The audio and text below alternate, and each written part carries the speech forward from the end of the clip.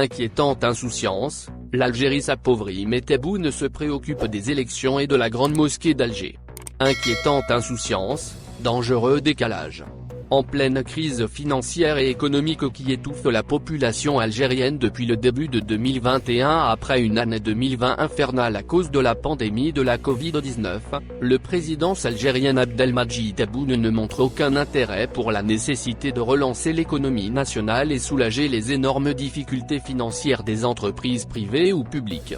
Les 11 millions de travailleurs, les plus de 1,8 million de commerçants comme toutes les autres catégories de l'ensemble de la population algérienne souffrent de la mal-vie, de la paupérisation. Mais pendant ce temps-là, Tebboune, lui, s'intéresse à l'organisation des élections législatives et au fonctionnement de la grande mosquée d'Alger. Ce dimanche 7 mars, Tebboune a présidé un autre conseil des ministres dans lequel il n'a proposé strictement aucune solution concrète aux problèmes financiers et économiques qui plongent les Algériens dans une véritable détresse sociale. Non, Abdelmadjid Tebboune préfère se concentrer sur le mode d'organisation des élections législatives anticipées dont on ne connaît pas la date. Au lieu de créer des emplois pour ces jeunes chômeurs qui cherchent désespérément de quoi survivre à l'actuelle crise, à savoir la crise financière la plus grave à l'échelle mondiale de ce dernier siècle, Tebboune leur propose un tiers des places sur les listes électorales. Lorsque les jeunes universitaires algériens demandent de l'emploi, des salaires dignes de ce nom ou des opportunités pour vivre dignement dans leur pays, leur président leur répond par des places sur des listes électorales. Tebboune habite bel et bien un autre monde auquel les jeunes Algériens ne peuvent pas accéder.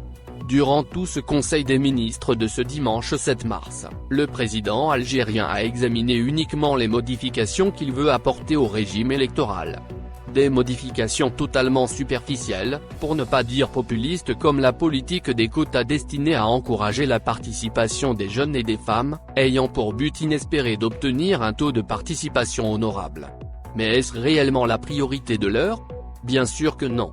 Au moment où l'Algérie perd des milliards de dollars faute d'un plan de relance de sa production pétrolière et gazière, au moment où l'Algérie continue de dépendre de ses importations pour nourrir sa population, au moment où les réserves de change continuent de chuter vertigineusement, au moment où le dinar algérien plonge continuellement ébranlant de jour en jour le pouvoir d'achat des consommateurs algériens, au moment où les entreprises flirtent au quotidien avec la faillite faute d'un plan de soutien économique et financier, au moment où des milliers de manifestants défilent chaque vendredi et mardi dans les rues du pays pour exiger une autre feuille de route, Tebboune pense à des élections pour redorer son blason. C'est tout simplement surréaliste.